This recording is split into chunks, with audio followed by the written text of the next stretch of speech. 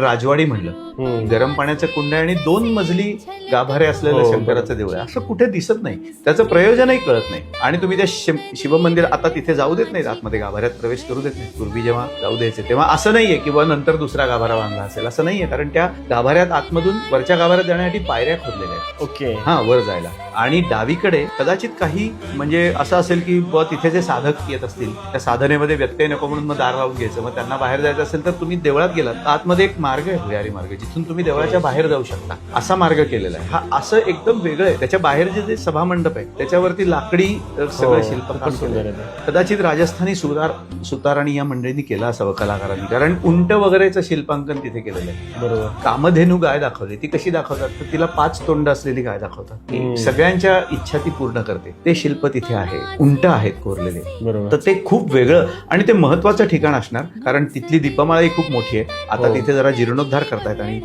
त्याचा आणि ते अगदी म्हणजे तुमच्या भवानीगडाच्या अगदी पायथ्याला असलेलं गाव आहे.